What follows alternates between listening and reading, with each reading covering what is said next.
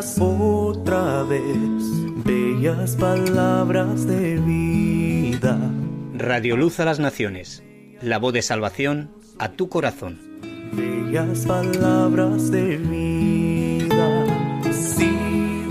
Escuela Bíblica a la luz de la palabra, escudriñando las Escrituras. Guía, qué bellas son,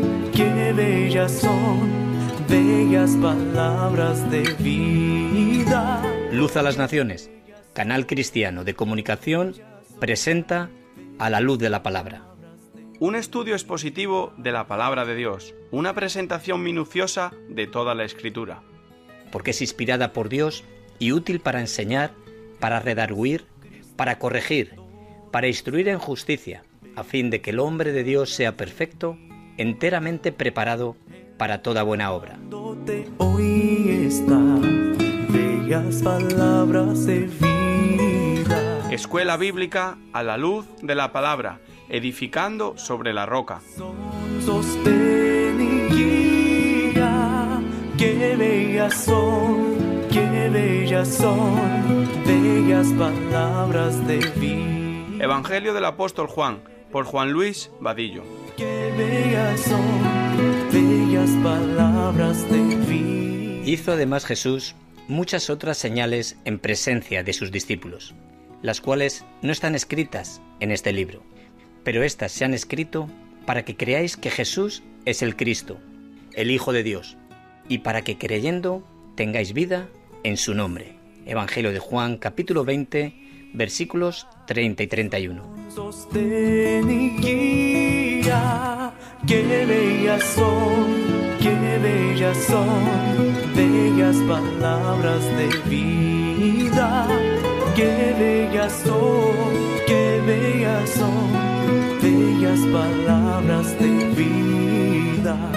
Nosotros vamos a seguir en el Evangelio de Juan. Estamos estudiando el capítulo número 2 y solamente para situarnos en contexto, recordar a grosso modo lo que venimos viendo en el capítulo número 2 y dijimos que este capítulo lo desglosamos en 3 bloques, en 3 partes, y la primera parte la vimos la semana pasada, que tiene que ver con las bodas de Caná, y esto corresponde del versículo del 1 al 11 y ya estuvimos viendo la semana pasada sobre ello. Hoy tocaremos un segundo punto, que es cuando Jesús purifica el templo, y esto abarcará desde el versículo número 12 hasta el versículo 22.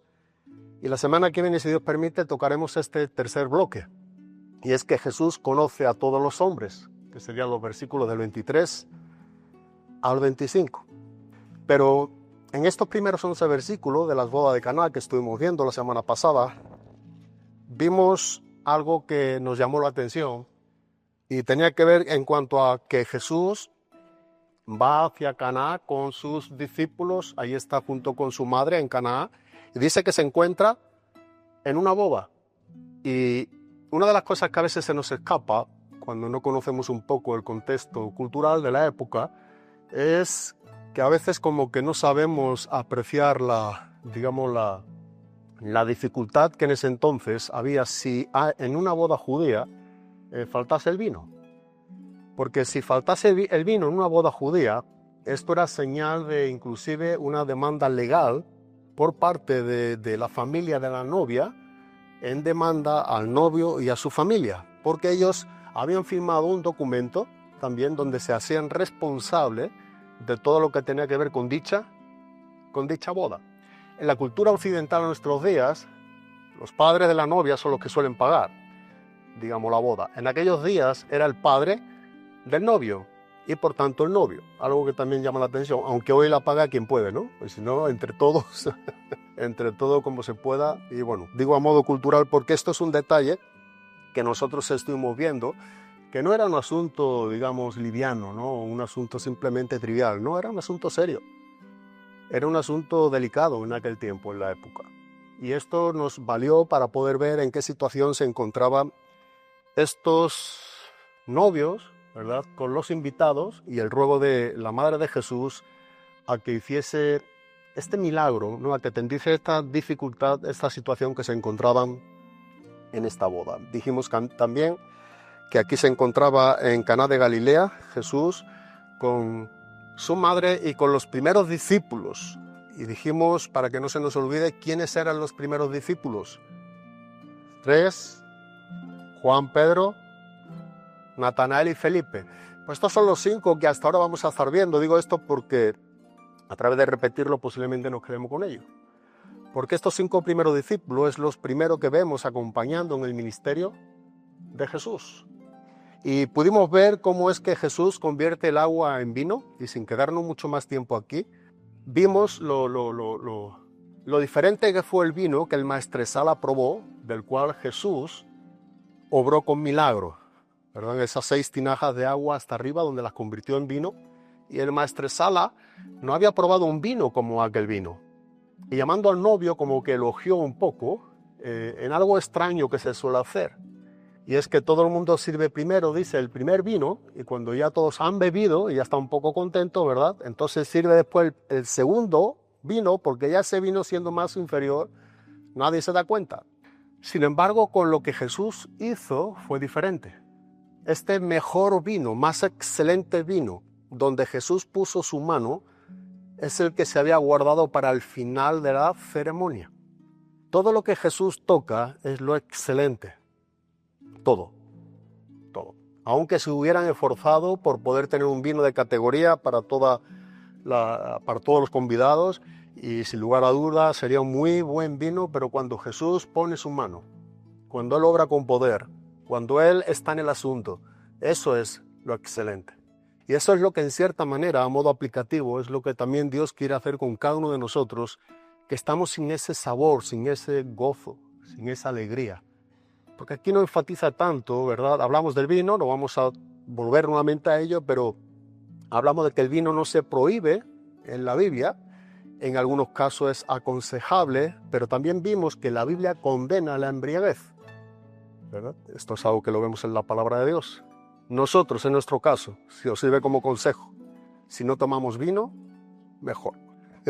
Pues ya hemos tomado mucho y no nos ha valido para nada, o no ha sido bueno, así que no nos perdamos nada. A mí personalmente nunca me ha gustado, ¿no? Pero he tenido otras inclinaciones, otra droga, pero no me gustaba el vino. Pero sé que en los años, en lo que lleva uno aquí en la obra, hemos visto también casos de destrucción como consecuencia del alcohol terrible, ¿no?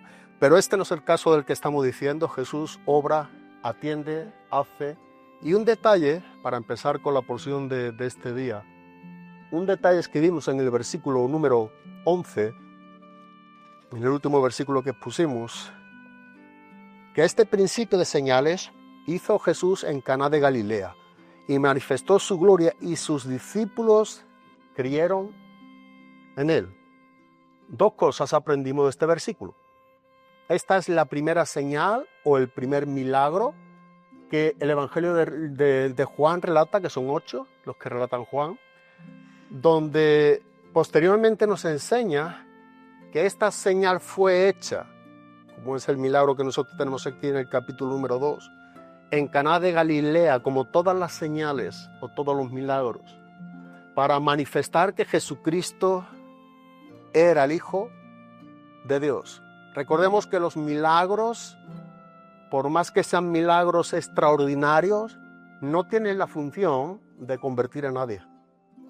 Lo que realmente convierte el alma de un vil pecador es la convicción del Espíritu Santo. Y el milagro más grande que puedas experimentar en tu propia vida, en primera persona, es el nacer de nuevo. Ese es el milagro que tú y yo necesitamos a este lado de la eternidad, del cual no podemos partir de este mundo sin que acontezca en nosotros. Ese es el milagro que debe de ocurrir en nosotros y que Dios busca y desea que ocurra en cada quien de nosotros. Y el segundo punto, y manifestó su gloria y sus discípulos creyeron en él. La pregunta que hicimos es que ¿acaso sus discípulos no habían creído? Ya vimos que sí. Pero aquí nos está enseñando, y ya tocaremos este punto nuevamente, cómo los discípulos, a través del tiempo, conforme iban caminando con Jesús, ellos tuvieron un mayor o un mejor, digamos, afianzamiento, más certeza, más crecimiento tocante a quién era realmente Jesucristo. Estaban afianzando sus corazones en el Mesías. Ellos estaban viendo obras, señales, milagros, prodigios, amor, paciencia, mansedumbre. Todo esto que estaba viendo en la vida del Mesías es lo que estaba a los discípulos siendo impregnados de la vida misma del testimonio de Jesucristo. Así que aquí este creer significa un creer que está yendo en aumento, como hoy veremos que hay otro aumento de creencia, por lo que Jesús viene haciendo en sus entornos. Y ahora leemos en el versículo número 12, donde nos encontramos, para poder continuar en esta mañana. Vamos a leer a partir del versículo número 12 hasta el versículo número 22. Evangelio de Juan, capítulo número 2, versículo número 12 hasta el versículo número 22. Después de esto, descendieron a Capernaum, él, su madre, sus hermanos y sus discípulos, y estuvieron allí no muchos días. Estaba cerca de la Pascua de los judíos y subió Jesús a Jerusalén, y halló en el templo a los que vendían bueyes, ovejas y palomas, y a los cambistas allí sentados, y haciendo un azote de cuerdas, echó fuera del templo a todos, y las ovejas y los bueyes, y esparció las monedas de los cambistas, y volcó las mesas. Y dijo a los que vendían palomas: quitad de aquí esto, y no hagáis de la casa de mi padre casa de mercado. Entonces se acordaron sus discípulos que está escrito: el celo de tu casa me consume. Y los judíos respondieron y le dijeron: ¿qué señal nos muestra ya que haces esto? Respondió Jesús y les dijo: destruid este templo y en 3 días lo levantaré. Dijeron luego los judíos: en 46 años fue edificado este templo, y tú en 3 días lo levantarás.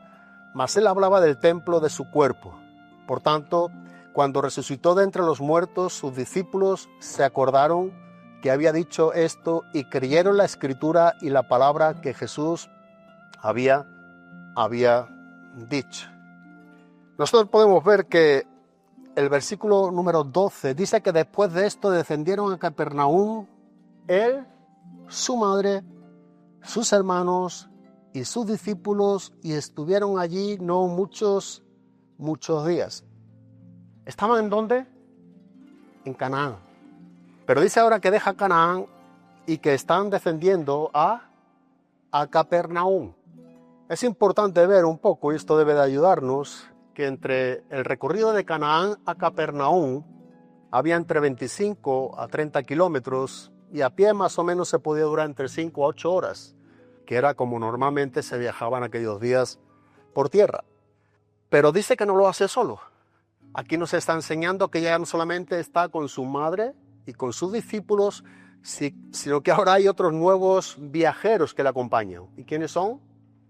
Sus hermanos. Así que ahora tenemos a Jesús, tenemos su madre, tenemos sus discípulos, pero aparte, porque esto será importante a la hora que vamos avanzando en el estudio del Evangelio de Juan, ahora están sus hermanos.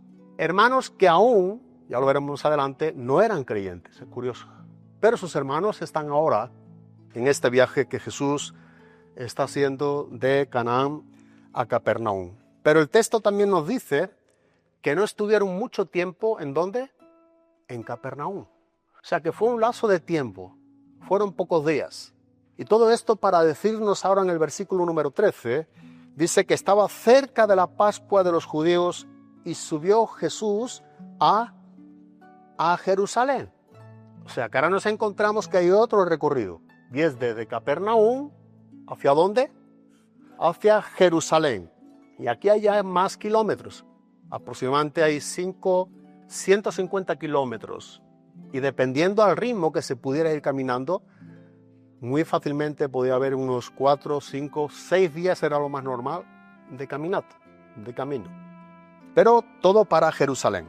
Así que nosotros vemos, y esto es importante a la hora de estudiar un poco con más seriedad, y yo siempre aconsejo que esto es algo muy bueno, tener un mapa sencillo geográfico, un atlas bíblico es muy bueno, de verdad. Estudiar la Biblia con un atlas bíblico es te va a ayudar muchísimo, porque sobre todo también en el Nuevo Testamento, por supuesto en el Antiguo, pero en el Nuevo Testamento, cuando vas viendo los viajes de Jesús en el ministerio, y sobre todo en el libro de Hechos de los Apóstoles también, los viajes de Pablo, tú podrás ver, y es bueno que deteniéndote un poco, tú vas marcando con rotuladores distintos y a escala, aunque hoy en día te dicen, antiguamente había que sacar muchas veces las escalas, pero hoy en día te dice los kilómetros, los días, te dice todo con mucho más detalle. Hay un gran manual de riqueza en cuanto a lo que es el estudio de la Biblia.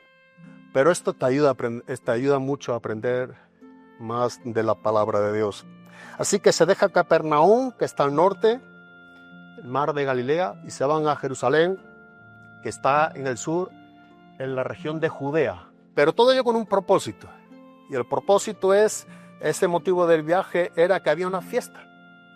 La fiesta nos describe la palabra de Dios que era la fiesta de la Pascua.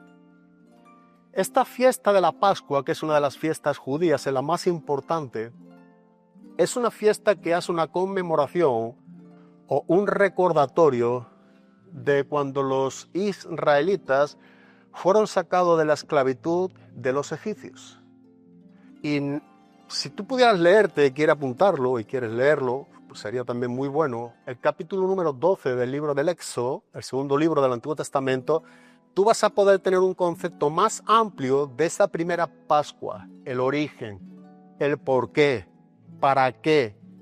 Todo esto lo puedes ver en ese capítulo número 12 del libro del Éxodo de los Apóstoles. Pero la palabra Pascua, que es la palabra hebrea Pesaj, significa pasar por alto o pasar por encima. Claro, para definir Pascua como es pasar por encima, hay que saber encima de qué.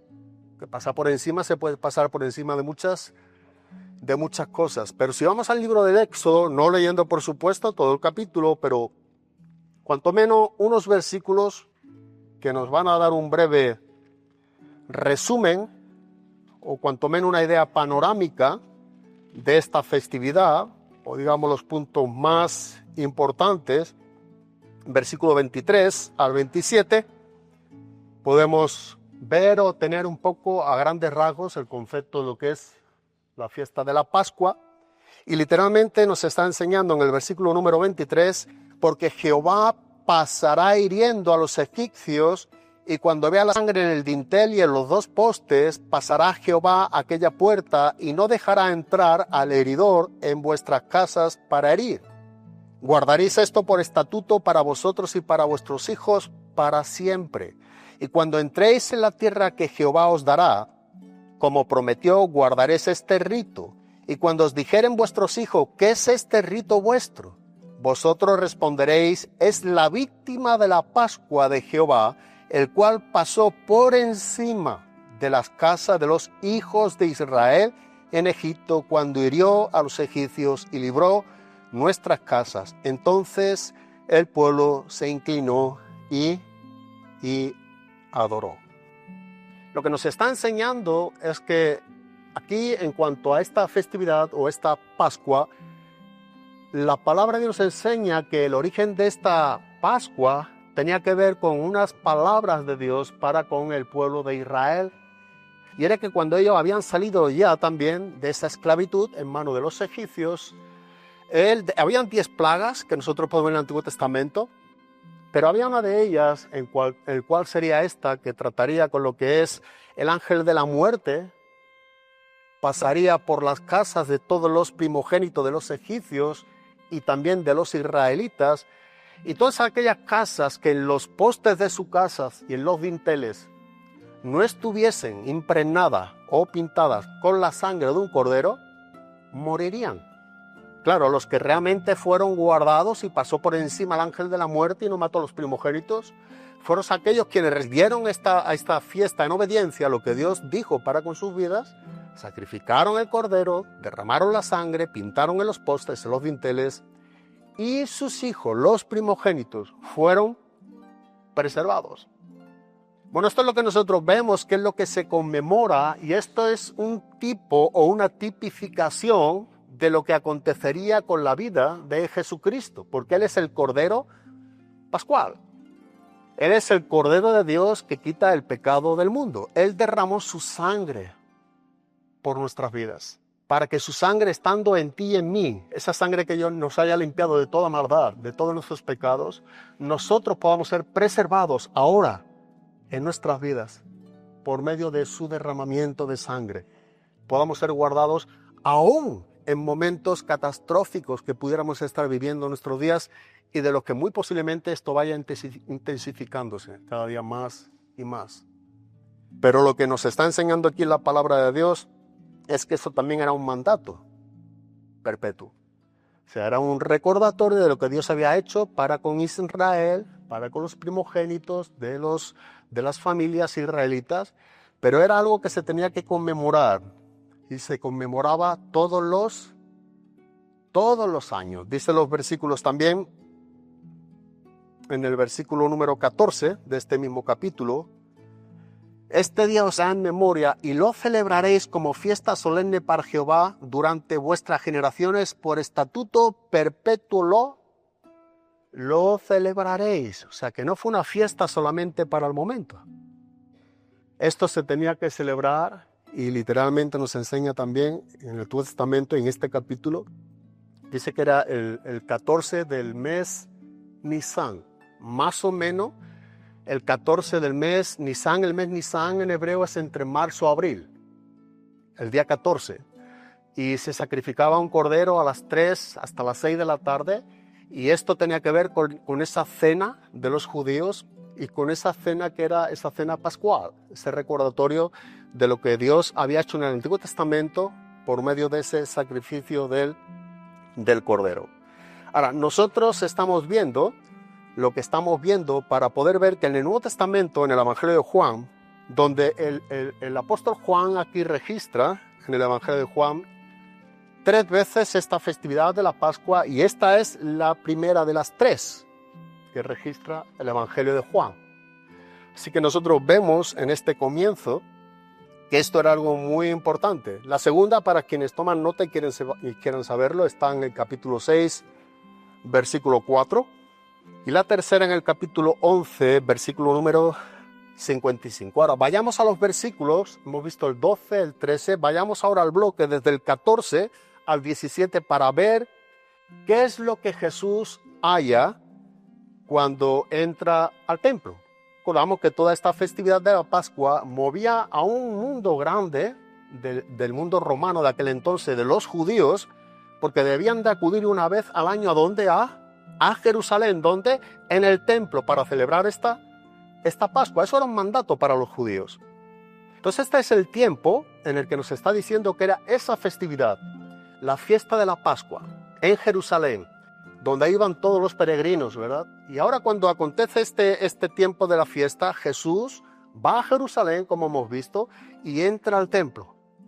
Y dice el versículo 14, al versículo número 17, y halló en el templo a los que vendían bueyes, ovejas y palomas, y a los cambistas allí sentados, y haciendo un azote de cuerda echó fuera del templo a todos, y las ovejas y los bueyes, y esparció las monedas de los cambistas, y volcó las mesas, y dijo a los que vendían palomas: quitad de aquí esto, y no hagáis de la casa de mi padre casa de mercado. Entonces acordaron sus discípulos que está escrito: el celo de tu casa me consume.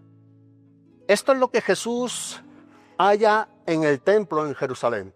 Mejor dicho, porque este era el atrio de los gentiles. O sea, este tipo de mercadillo que nosotros vemos, se le era permitido solamente en las afueras, lo que tenía que ver con el atrio de los gentiles. Ahí ponían los mercaderes sus puestos, ¿verdad?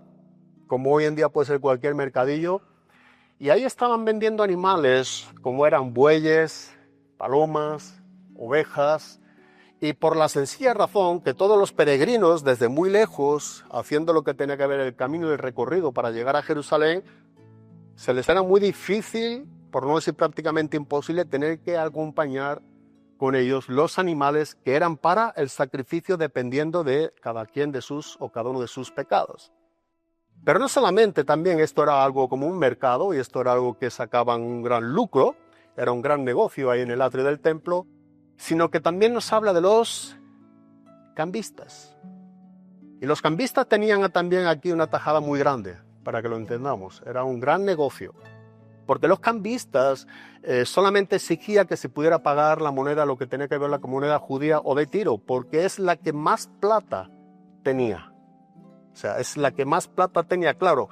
Nosotros vemos que todo lo que no pertenecía a esta moneda, de las afuera en el mundo romano, venía con otro tipo de moneda. Entonces los cambistas eran aquellos que cambiaban las divisas de quienes no tenían esa moneda, y ahí es donde ellos pedían, pero muchísimo más de lo que realmente era el cambio. O sea que era un momento, para que lo entendamos, donde todos sacaban provecho. Era un verdadero negocio. Era un buen, pero buenísimo negocio. Sin embargo, no debemos de olvidar un detalle. Era el templo de Dios. Era el templo de Dios. Pensando en este mensaje, me gustaría que fuéramos a Malaquías, capítulo número 1, versículo número 6, porque preparando este mensaje, se me venía en mente algo que estaba recordando, que era muy similar a lo que estaba aconteciendo en el Antiguo Testamento, en el último de los libros del Antiguo Testamento, como es del profeta Malaquías. Y aquí había prácticamente el mismo problema. Y dice en el capítulo número 1, versículo número 6, el hijo honra al padre y el siervo a su señor. Si pues soy padre, ¿dónde está mi honra? Y si soy señor, ¿dónde está mi temor? Dice Jehová de los ejércitos, a vosotros, oh sacerdotes, que menospreciáis mi nombre y decís, ¿en qué hemos menospreciado tu nombre? De la misma manera que estos sacerdotes, en los días de Malaquías, tenían la responsabilidad de guardar el templo. Y no solamente de guardar el templo, sino de cuidar y estar atento de que los animales que fuesen sacrificados fuesen como exigía la ley, sin defecto. De la misma manera que estos sacerdotes, en los días de Malaquías, no estaban siendo responsables y habían tergiversado el propósito principal, el propósito original del fin por el cual era el ministerio de ellos como sacerdote y la exigencia de todos aquellos judíos que venían al templo a adorar ¿a quién? A Dios. Eso era todo cuanto se tenía que hacer en el templo. Pero vemos que esto no solamente falló en el Antiguo Testamento con el pueblo judío en los días de Malaquías, veremos después otra porción más de Malaquías porque va muy en sintonía a ello, sino que también estamos viendo este mismo desorden y caos en el templo en los días de Jesús, y precisamente también tiene que ver como consecuencia de la negligencia de los sacerdotes, de los líderes religiosos judíos.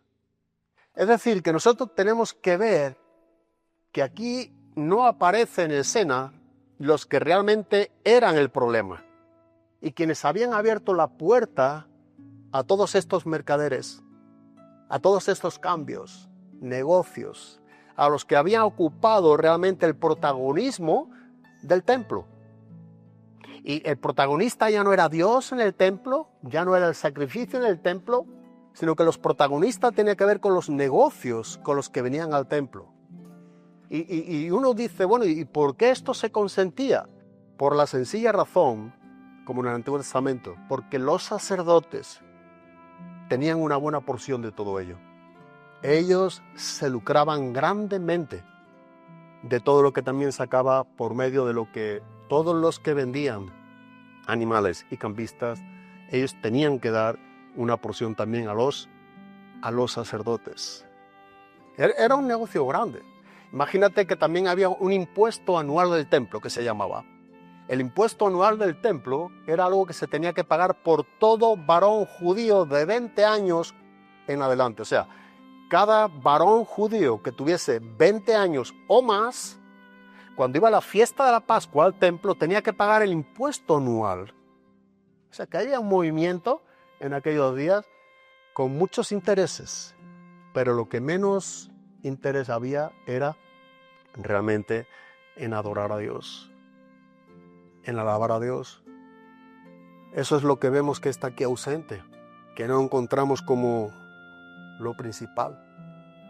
Por eso ocupa tanto espacio de pasaje en lo que hemos leído tocante a esos movimientos o estos negocios, y tan poco de lo que tiene que ver con la esencia de cuál era el propósito de la fiesta de la Pascua. A nuestros días esto no es algo muy diferente. En muchas iglesias, y que Dios nos siga guardando para que nunca nos acontezca a nosotros, que seamos celosos de la sana doctrina. Hay muchos templos, por definirlo en alguna manera, aunque sabemos que el templo del Espíritu Santo es el mismo cristiano, somos nosotros mismos.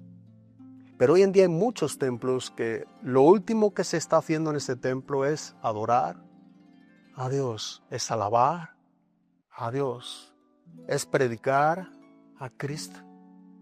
Otros factores se mueven en el entorno de ese lugar, pero no es, digamos, lo primordial o lo principal, lo que realmente se viene a hacer en el templo.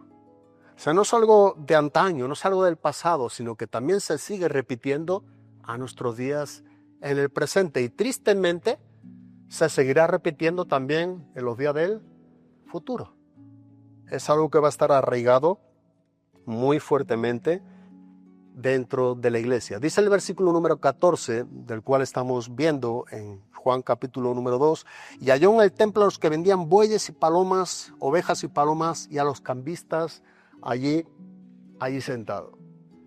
Si nosotros conocemos un poco a Jesús y su carácter, conocemos al Dios Trino y estamos conociendo el carácter de Dios, ¿cómo es que tú y yo pensamos o qué es lo que tú y yo pensamos tocante a cómo es que se sentiría Jesús cuando entraba por el templo viendo el atrio de los gentiles de esta manera masiva de personas intercambiando monedas, vendiendo animales? Imagínate el alboroto, ¿verdad?, que habría, el jaleo que se estaría montando en el templo.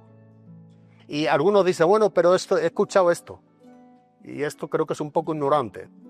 No, pero esto era algo separado del patio de los gentiles. Esto no tenía que ver con el templo. Y como que esto era una permisividad. No sé si sabes que el patio de los gentiles era un lugar santo también ¿de quién? De Dios, porque formaba parte de todo el recinto del templo. Era una porción de las instalaciones del templo. Y ese lugar también era un lugar santo de Dios. Así que esto a veces hay algunos quienes lo ven como buscando un poco la tolerancia a la debilidad para poder vivir en otra manera un poco inferior. Es como decir, bueno, aquí sí que es que puedo pecar un poco, no está tan mal. No lo estoy haciendo delante de Dios, o no es un pecado tan grande el que estoy haciendo, sino que yo estoy en los atrios. No he llegado todavía al templo, aquí me puedo permitir otra manera de vivir. Y no es lo que la Biblia nos enseña, ni es lo que el apóstol Pedro nos enseña. El apóstol Pedro nos está enseñando en el capítulo número 1 que porque Él es santo, nosotros sus hijos debemos de ser santos. Y debemos ser santos en toda vuestra manera de vivir, en toda vuestra manera de vivir. Sea el atrio del patio o sea en el mismo templo. Sin importar. No importa. Nosotros debemos de llegar a ser cristianos que no nos estemos esforzando por vivir en este sentido como cristianos, sino que vivamos cristianamente como nos enseña la palabra de Dios. A veces nos esforzamos a vivir como un cristiano nada más. Y todo nuestro esfuerzo tiene que ver en vivir como un cristiano. Y no debemos vivir en esta manera. No debemos esforzarnos a vivir como un cristiano, sino lo que tenemos que hacer es vivir realmente como lo que es un cristiano. O sea, no te esfuerces por vivir como un cristiano, sé un cristiano, que es distinto. Qué triste es esforzarnos a vivir como un cristiano, a diferencia de ser realmente un cristiano, porque cuando tú y yo somos realmente un cristiano, habrá algo natural que sale de nosotros. Y igualmente nos vamos a tener que seguir esforzando, pero no para ser alguien quien no somos, sino porque somos cristianos, vamos a esforzarnos a hacer lo que tiene que ver con la naturaleza de un cristiano, y entonces nos acompañará la vida del Espíritu. Habrá un fruto del Espíritu en ti y en mí, que tendrá que estar también de manera natural en nuestras vidas.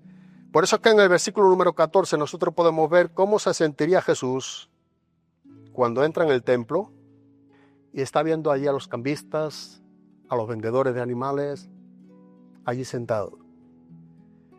El motivo de todo este movimiento era la Pascua, la conmemoración de lo que Dios había hecho en el Antiguo Testamento como una gratitud y un mandato perpetuo por todas las generaciones al pueblo judío. Aquí estaban para esa festividad. Sin embargo, nosotros estamos viendo que poco interés había aquí y poco, o poca esencia había de aquellos quienes realmente iban al templo para esta festividad. Nos habla mucho más de lo que estamos viendo, de este movimiento que estaba aconteciendo en el patio, más que lo que tiene que ver con la esencia de esta fiesta judía. Ahora, otra pregunta que dijimos antes, ¿no?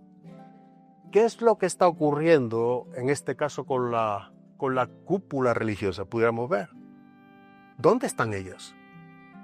¿Qué es lo que está ocurriendo, verdad? ¿Dónde están esas personas que representan, en algún sentido, el ministerio dentro de ese templo? ¿Dónde están los que tenían que poner orden? ¿Dónde están aquellos que tenían que dar el valor realmente del propósito por el cual se venía al templo? ¿Qué está ocurriendo con ellos? Hay un versículo en Mateo capítulo número 21, en el versículo número 13, que en los evangelios sinópticos nos dice algo más que no lo vemos aquí en Juan. Y les dijo: escrito está, mi casa, casa de oración será llamada, mas vosotros, y nota que aquí el énfasis de vosotros son los líderes religiosos. Vosotros, dice, la habéis hecho cueva de ¿qué? De ladrones. Jesús quiere destacar estas dos partes. La parte inicial de que nosotros vemos aquí es: mi casa, casa de oración será llamada. Ahora, lo que Jesús está encontrando en su casa no es una casa de oración. No es el principio un deseo de adorar a Dios. No tiene que ver con la gloria de Dios. Tiene que ver con lo que nos está enseñando. Vosotros habéis cambiado ese propósito. Vosotros habéis permitido, habéis tolerado que otros vengan al templo a hacer lo que ellos quieran hacer. Vosotros habéis permitido, habéis hecho la casa de oración cueva de ladrones. Pero ¿sabes? Aquí los ladrones no son quienes vienen a vender un buey, una oveja, palomas. Aquí los ladrones tampoco son los cambistas, ellos son negociantes, ellos están vendiendo un animal para que tú lo pagues de una manera mucho más inflada, pero tú lo pagas, no has tenido que cargar con el animal todo el recorrido y ese animal es para el sacrificio. Bueno, los cambistas, ellos te están dando la moneda por la cual tú tenías que pagar en el templo, pero sin embargo te están dando o estás pagando mucho más por aquella moneda por la cual solamente se podía pagar ahí en Jerusalén, pero son cambistas.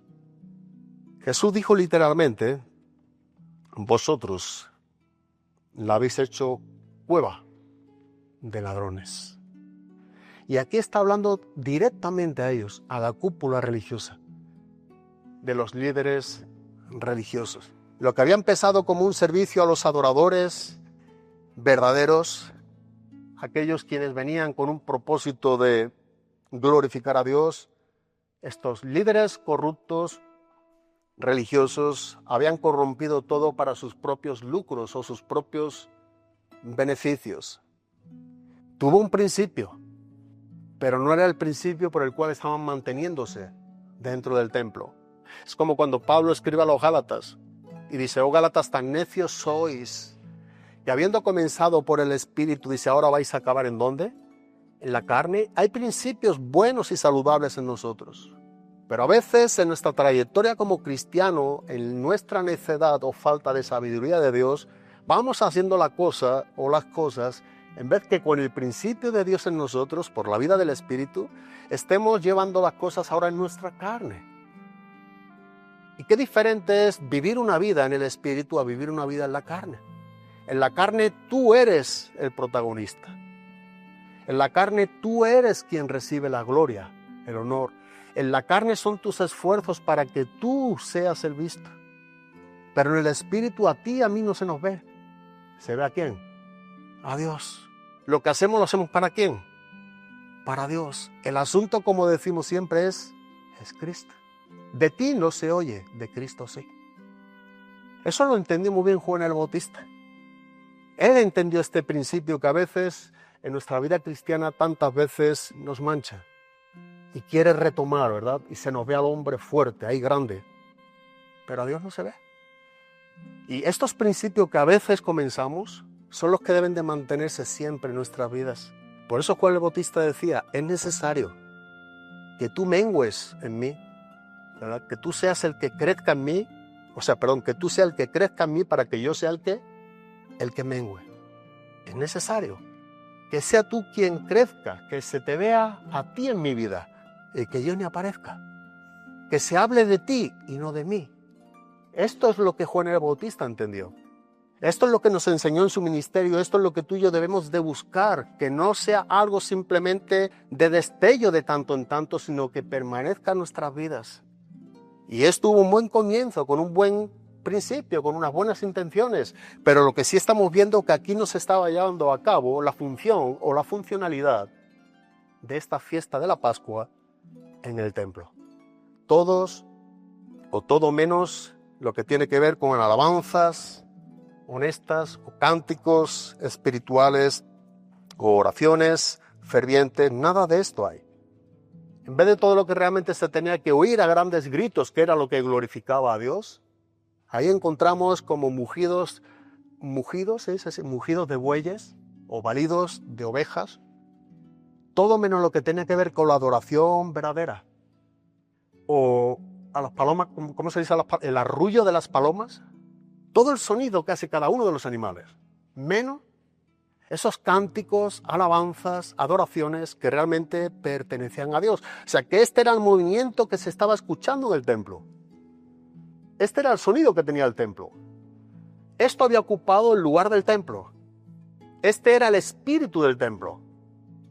Y los que aparentemente eran quienes estaban al frente del templo, aun no estando siendo visibles, por otra parte estaban siendo personas que estaban demandando a toda una parte para ellos. Qué triste lo que nos está enseñando aquí todas estas palabras y cuánta verdad hay en todo ello, de lo que nosotros venimos viendo, ¿verdad? Ahí estaban los gritos también del regateo de los vendedores, cambistas y clientes, todo este sinfín de cosas que se podía apreciar menos lo que tenía que ver con la verdadera adoración a Dios. Y ante este espectáculo que estamos viendo, que nos está comentando aquí Juan, el texto nos sigue que Jesús nos sigue diciendo, haciendo un azote de cuerdas, echó fuera del templo a todos, y las ovejas, y los bueyes, y esparció las monedas de los cambistas, y volcó las mesas. No te puedes imaginar la de interpretaciones que hay para este pasaje. Yo cuando llego personalmente a este punto, siempre digo lo mismo. Si quieres tener una buena interpretación de lo que nos está enseñando aquí en este texto y conoces realmente el carácter de Dios, léelo simplemente. Lee lo que está escrito. No lo alegorices, lo minimices. El texto dice lo que dice. Eso es lo que dice el texto, no hay ninguna modificación. Pero hermano, ¿cómo va a ser esto? Jesús haciéndose un látigo de cuerdas y lanzas. Bueno, ¿sabes leer? Sí. ¿Lee el texto? Sí. ¿Lo entiendes? No. ¿Por qué no quieres? Eso es lo que dices, que Jesús haciendo un azote de cuerda echó fuera del templo a todos y a las ovejas y los bueyes y esparció las monedas de los cambistas y volcó las mesas. Si nosotros no somos capaces de aplicar este pasaje a Jesucristo como nos enseña literalmente, es que no conocemos realmente a Cristo. Porque este texto lo que nos está, destacando y enfatizando es el celo de Dios por su casa. Habla de la santidad de Dios. Y si tú quieres leer un libro para saber qué es la santidad de Dios, yo te diría, aunque aparentemente parezca un poco cansador, léete Levítico. Porque el libro de Levíticos, aunque vas a ver muchas cosas que igualmente no las asimila bien, hay una que no debes dejar de asimilar o de entender. El libro de Levítico, todo el libro de Levítico habla de la santidad de Dios. Y luego léete Hebreos y entenderá Levíticos. El texto dice lo que dice. Y por eso vemos a un Jesús airado, celoso, por la santidad suya, por la santidad de su Dios. Esto es lo que estamos viendo aquí. Un Dios celoso de la santidad de Dios. Y aquí nos encontramos Jesús. Es lo que Jesús está haciendo. Y nosotros cuando vemos este cuadro es una prefiguración de lo que acontecerá también en su segunda venida. O sea, este es un cuadro que está prefigurando lo que va a acontecer de manera muy similar en su segunda venida. Y me gustaría que leyéramos nuevamente en Malaquías, pero ahora en el capítulo número 3, Malaquías capítulo número 3, versículo del 1 al 4, dice: aquí yo envío mi mensajero, el cual preparará el camino delante de mí, y vendrá súbitamente a su templo, a quien vosotros buscáis, y el ángel del pacto a quien deseáis vosotros. He aquí viene, ha dicho Jehová de los ejércitos. ¿Y quién podrá soportar el tiempo de su venida? ¿O quién podrá estar en pie cuando Él se manifieste? Porque Él es como fuego purificador y como jabón de lavadores, y se sentará para afinar y limpiar la plata, porque limpiará a los hijos de Leví, los afinará como a oro y como a plata, y traerán a Jehová ofrenda en justicia. Y será grata a Jehová la ofrenda de Judá y de Jerusalén, como en los días pasados y como en los años antiguos. Mira cómo dice en Zacarías capítulo 14, un poco más atrás, versículo 20-21. En aquel día estará grabado sobre las campanillas de los caballos: santidad a Jehová, y las ollas de las casas de Jehová serán como los tazones del altar, y toda olla en Jerusalén y Judá será consagrada a Jehová de los ejércitos, y todos los que sacrifiquen vendrán y tomarán de ellas y cocerán en ellas, y no habrá en aquel día más mercader en la casa de Jehová de los ejércitos. En estos dos pasajes, tanto en Malaquías como en Zacarías, nosotros estamos viendo un cuadro de lo que será cuando Cristo regrese. Y precisamente tratará con el pueblo de Dios y tratará con esa falta de origen o falta de limpieza o esa falta de pureza cuando tuvieron el tiempo de servir con fidelidad a Dios. Una de las cosas que muestra que hará que no están en ellos o no han estado antes es la santidad a Jehová. Y eso es algo muy importante. Y nosotros tenemos que entender este cuadro ahora en nuestros días, que si esto es algo prefigurativo, o sea que prefigura lo que hemos visto, algo antes del regreso de Cristo, de que será de la misma manera, entonces nuestro tiempo es aprender. Desde que estamos viendo esto, hasta que Cristo regrese. Nosotros tenemos el tiempo, el día y el momento para cambiar las cosas. Para que no se repita en nosotros la misma historia que se repitió con ellos. Si algo que nosotros debemos de hacer, y esto es algo de sabio, es aprender de los errores. Es aprender de la historia del pasado. Porque cuando tú y yo no aprendemos de los fracasos de la historia del pasado, estamos expuestos a repetir la misma historia. El mismo fracaso, los mismos pecados. Y Pablo, cuando trata con la iglesia en Corinto, dice que estas cosas están aquí como ejemplo para vosotros. Nosotros tenemos aquí cosas escritas en la palabra para que aprendamos a que no nos acontezca lo mismo. Y el apóstol Pablo en el contexto está hablando del Antiguo Testamento, diciéndole a la iglesia en Corinto, en Grecia, una iglesia cristiana: esto lo tenéis delante de vosotros. La historia que os estoy contando del Antiguo Testamento lo tenéis para que aprendáis de sus errores. Lo tenéis como un ejemplo para que no cometáis el mismo error. Así que nosotros tenemos que saber qué es lo que nos está enseñando la palabra a través de este pasaje en nuestras vidas. Tenemos que tener el propósito verdadero y original por el cual nosotros vamos al templo, o estamos en el templo, o vamos a la presencia de Dios. ¿Qué es lo que realmente nos motiva? ¿Cuál es el deseo por el cual nosotros estamos en esta mañana aquí? ¿O vamos a adorar a Dios? ¿O vamos a ser enseñados por Él? ¿Qué es lo que nos motiva? ¿Qué es lo que tú y yo tenemos o deseamos? Esto es lo que cambia el asunto de nuestras vidas.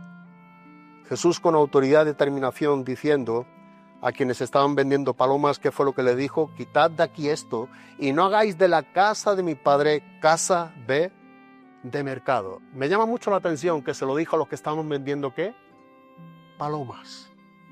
No a los que vendían bueyes ni ovejas. ¿Sabes? Las palomas también eran vendidas aquí, en este lugar, en el templo, en el atrio del templo, porque los más pobres, quienes no tenían dinero, los más pobres no podían hacerse de un buey o de una oveja para llevar como sacrificio. Entonces las palomas eran vendidas normalmente a las personas más pobres. Pero este detalle nos está hablando también de santidad. Aquí no se está librando las palomas. Aquí no se está librando los más pobres.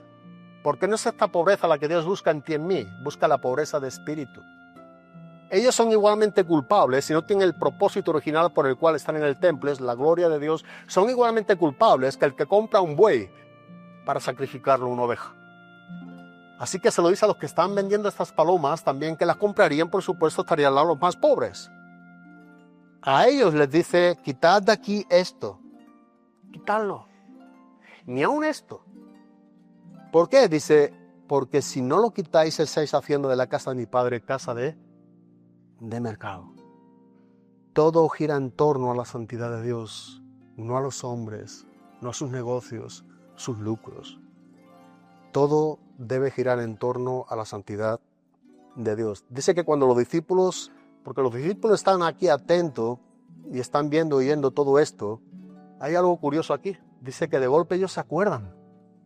Ellos se acordaron de unas palabras. Y oyendo todo esto, dice que ellos se acordaron de lo que estaba escrito ¿en dónde?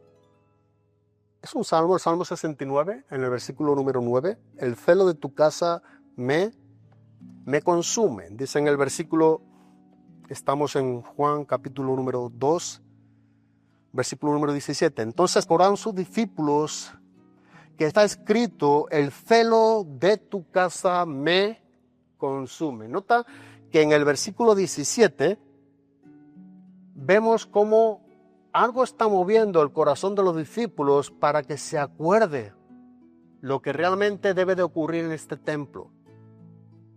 ¿Qué es lo que nosotros también debemos entender por celo de Dios? ¿Qué es lo que a ti y a mí nos consume? ¿Qué es lo que nos gasta? ¿Qué celo es el que tú y yo tenemos por Dios? ¿Qué nos está moviendo a hacer hoy a nuestros días celosos de Dios, de sus asuntos? Los discípulos están aquí como espectadores, pero están recordando esas palabras cuando están tocando el asunto de las palomas. Y es que entonces cuando ellos ven lo que está diciendo Jesús, ven lo que está aconteciendo y recuerdan este salmo. Pero esta parte del salmo solamente se está mencionando la mitad del salmo. Es importante, bueno, el Salmo 69, pero yo te aconsejo, corra al Salmo 69 y léelo entero, que no te va a tomar mucho tiempo. Y toma un poco el contexto, cuanto menos el versículo completo, porque aquí no solamente nos está diciendo el celo de tu casa me consume, sino que es un salmo que está escrito por David, y hay una segunda parte en ese salmo, y dice, por eso me siento ofendido cuando te ofenden a ti. Ese era el motivo por el cual Jesucristo mismo se sentía ofendido, porque le ofendían ¿a quién? A Dios. Dependiendo de la versión que use, yo use una versión dinámica, no sé si es la traducción en lenguaje actual o la nueva traducción viviente, pero por eso me siento ofendido cuando te ofenden a ti. Si hacemos un paréntesis y nos preguntamos a nosotros mismos, ¿tú y yo nos sentimos ofendidos cuando ofenden a Dios? ¿O nos interesa tanto llevarnos tan bien con el mundo y no caer mal a nadie, que sin importar lo que digan de Dios y sus leyes, sus mandamientos, nosotros no digamos nada, quedemos callados? Lo que nos está enseñando aquí la palabra el celo de tu casa me consume, pero me consume el celo de tu casa porque están haciendo daño a tu ley, a tu mandamiento. El propósito fue una festividad conmemorativa de lo que Dios mismo había hecho con un pueblo, con su pueblo. Y esto había de guardarse de una manera limpia, con un propósito único que tenía que ver con Dios. Y había ocupado todo este asunto los hombres, los líderes religiosos, los negociantes, los cambistas. Por eso me siento ofendido cuando te ofenden a ti. Porque ese celo de tu casa me consume. Él está sintiendo gran dolor. El hijo aquí está sintiendo gran dolor cuando están ofendiendo a Dios por causa de este mercadillo que habían montado. Jesús está sintiendo dolor. Jesús está sintiendo dolor. Por eso es tan literal lo que estamos leyendo. Eso es lo que Jesús hace. Un látigo muy posiblemente con las cuerdas de los animales que había por allí tirado. Y tirar y sacar todo lo que estaban haciendo aquello de la casa del Padre, que era cueva de ladrones, un negocio, un lucrarse, todos a una. Pero no solamente veo a Jesús aquí purificando el templo, sino que también vemos en los 3 evangelios sinópticos este evento que nosotros vemos aquí ahora en Juan capítulo número 2, en el evangelio de Mateo, Marcos y Lucas, que son los evangelios sinópticos, también nos están hablando de esta purificación del templo. Hay quienes dicen que es la misma purificación del templo, sino que Juan lo ha puesto simplemente de una manera al principio y que los otros pues han hablado más de lo que tenía que ver al final de sus días.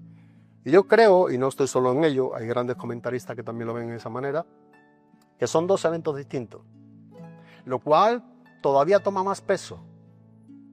Jesús purifica el templo, porque cuando Juan nos está hablando de esta purificación del templo es al inicio del ministerio de Jesús. Sin embargo, los evangelios sinópticos nos están hablando de la purificación del templo al final de los días de Jesús, en la semana de pasión.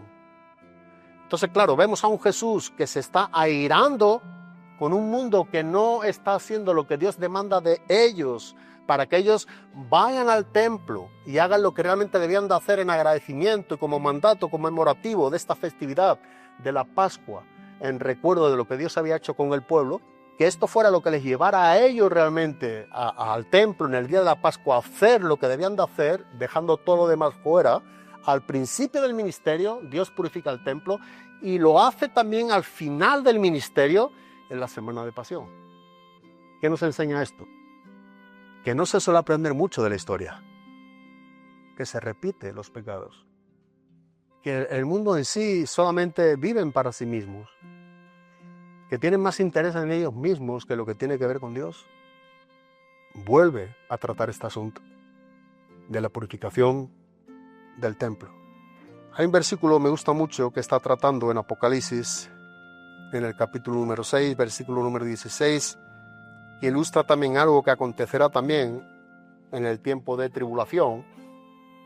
Y decían a los montes y a las peñas, caed sobre nosotros y escondednos del rostro de aquel que está sentado sobre el trono y de la ira del Cordero. De la ira del Cordero. Sabes que la ira, nosotros hemos estudiado esto, los atributos de Dios, pero la ira de Dios, la ira es un atributo de Dios. Pero la ira tiene que ver de la ira de Dios en contra del pecado. La ira santa de Dios. La ira de Dios no es una ira como la tuya y la mía, que nos airamos por cualquier cosa y por todo lo que tiene que ver generalmente con lo nuestro. Es cuando más nos airamos. Ojalá fuera por las cosas de Dios, pero casi siempre más por lo nuestro. Pero cuando Dios nos está hablando en su palabra, que Dios es un Dios que está airado contra el impío todos los días, si el impío no se arrepiente. Un Dios infinitamente santo no puede ser un Dios infinitamente santo si no está airado contra lo que hace contrario a la santidad, que es el pecado. En aquel día, está hablando aquí en el libro de Apocalipsis, los hombres, los moradores de la tierra, no sabrán dónde esconderse. Y no sabrán dónde esconderse porque el temor realmente que van a tener es de la ira del del Cordero, de lo que Dios estará dando al mundo como juicio por cuantas veces el mundo ha rechazado lo que Dios tenía para con ellos. Por último, los versículos del 18 al 22. Y los judíos respondieron y le dijeron: ¿qué señal nos muestra ya que haces esto? Respondió Jesús y les dijo: destruid este templo y en 3 días lo levantaré. Dijeron luego los judíos: en 46 años fue edificado este templo y tú en 3 días lo levantarás. Mas él hablaba del templo de su cuerpo. Por tanto, cuando resucitó de entre los muertos, sus discípulos se acordaron que había dicho esto y creyeron la escritura y la palabra que Jesús había dicho. Los judíos, ¿cómo no en ello, verdad? Creo que es 1 Corintios, capítulo número 1, versículo 22, ¿puede ser? Cuando el apóstol Pablo, escribiendo a la iglesia de Corinto, dice que los judíos piden señales y los griegos buscan sabiduría. Y como buenos judíos, aquí lo encontramos nuevamente pidiendo ¿qué? Señal. Señal. Y específicamente dice en el versículo número 18, los judíos respondieron y dijeron: ¿qué señal nos muestra? Ya que haces todo esto, destruye todo lo que estás destruyendo. ¿Qué señal tenemos entonces de lo que tú estás haciendo es lo correcto? Estos judíos pedían una señal aquí a Jesús. Otra cosa curiosa es como si ellos fuesen a creer. Curioso. Piden señales como si ellos tuvieran la menor intención de creer la señal que Jesús pudiera hacerles. O sea, volviendo a lo que dijimos al principio, las señales o los milagros nunca han sido hechas ni son hechas para que otros crean a Cristo o en Cristo. Y los tales judíos estaban pidiendo señales como si ellos mismos estuvieran esperando que a través de esa señal que Jesús hiciese, ellos entonces creerían. Mira cómo dice en Juan capítulo número 12, versículo número 37. Pero a pesar de que había hecho tantas señales, hablando de Jesús, delante de ellos no creían en él. Pero a pesar de que Jesús había hecho tantas señales delante de los judíos, el problema era el mismo: no creían en él. Así que los judíos se pasan la vida pidiendo señales y cuando ven las señales tampoco las creen. Tampoco las creen. Porque esa es la incredulidad del corazón. Jesús dijo: destruid este templo y en 3 días lo levantaré. Imagínate cómo se quedaron los judíos con este descontento, desconcertados y con mucha lógica. Imagínate hasta qué punto ellos estaban tan ciegos que ellos no estaban entendiendo que Jesús está hablando de su propio cuerpo. Ese es el templo al cual hace aquí alusión el pasaje. Su propio cuerpo. Y los judíos, ¿qué deducen? 46 años se ha tardado en construir este templo y tú en 3 días lo vas a destruir y levantar. Esto es imposible. Por lógica, esto es imposible. Pero aquí está el error, que aquí no estamos tratando solamente asuntos de lógica. Estamos tratando asuntos de fe. Asuntos de creer lo que Dios dice. Jesús no está tratando aquí con este templo físicamente que creían que los judíos que estaba haciendo aquí alusión Jesús. Aquí no está haciendo el templo de Salomón, del cual se está haciendo referencia. Este templo en Esdras, capítulo número 5, versículo número 1 y 2, nos enseña que ya fue destruido. Aquí nos está enseñando sobre este templo que Herodes el Grande empezó en el año más o menos en el 20 antes de Cristo, hasta el 70 después de Cristo, que fue destruido por medio de un general romano llamado Tito. Ese templo que se hizo después del exilio del imperio babilónico, encabezado por Zorobabel. Es una historia que podemos ver en Esdras y Nehemías. Ese es el templo del cual hace aquí alusión el pasaje, pero el templo del cual hace alusión Jesucristo tenía que ver con su propio cuerpo. Y este texto nos lo enseña muy bien, el cual fue entregado por nuestras transgresiones. Ese es el cuerpo, ese es el templo del cual Jesús está aquí mandando a su propia, o mandando a la muerte en el sentido en que el Padre mismo crucifica al Hijo Él muere por nuestros pecados, por nuestras transgresiones, pero resucita al tercer día para nuestra justificación. Por eso es que nosotros entendemos lo que ellos no podían entender. Por eso los judíos en su incredulidad pensaban que se refería a ese templo físico y no a lo que Jesús les estaba enseñando. La señal que Jesús daría y que ellos estaban pidiendo era su propia resurrección. Esa era la señal que Jesús les estaba dando.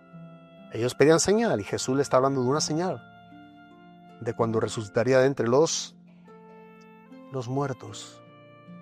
Ahora, los discípulos, para acabar con este punto, los discípulos en este punto, ellos tampoco están entendiendo lo que deberían de entender. No estaban siendo hombres muy entendidos, o cuanto menos tampoco entendían inmediatamente esta misma verdad que estaba hablando aquí Jesús. Mira cómo dice en el Evangelio de Juan, pero en el capítulo número 12, versículo número 16, estas cosas no las entendieron sus discípulos al principio, pero cuando Jesús fue glorificado, entonces se acordaron de que estas cosas estaban escritas acerca de él y de que se las habían hecho. Sus discípulos en muchos momentos determinados de estar caminando con Jesús, ellos no estaban entendiendo las verdades completas. Y en este caso, hablando de la resurrección de Cristo, tampoco se estaban entendiendo al completo todo.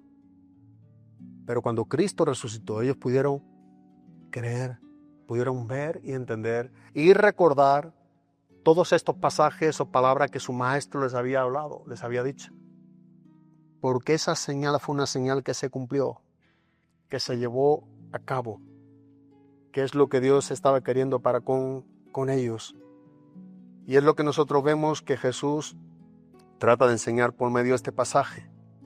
Así que la muerte del Cordero dejaba obsoleto lo que tiene que ver con el templo de Jerusalén, del cual solamente se fijaban los judíos, y la resurrección en este caso de Cristo como este Señor triunfante es la que servirá el fundamento o de fundamento para con nosotros con lo que tiene que ver con su iglesia, que es ese templo espiritual.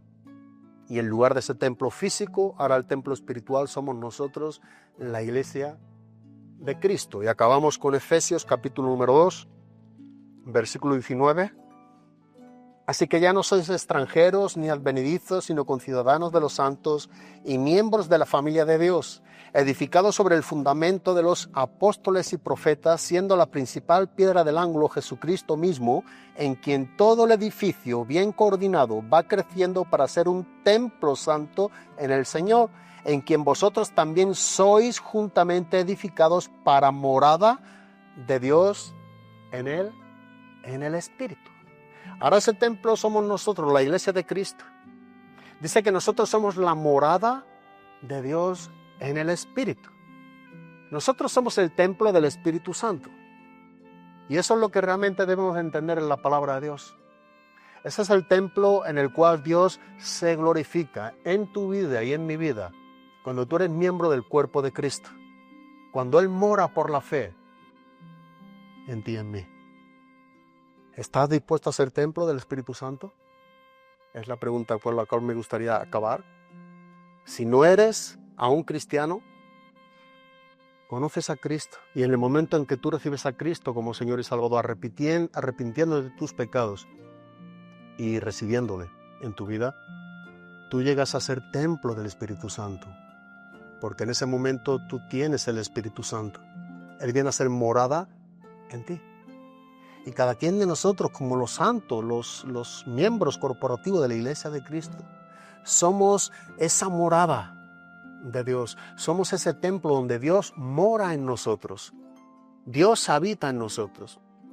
Así que no trata de ese templo físico, sino de ese templo espiritual, del cual Dios quiere que tú y yo formemos parte. Amén.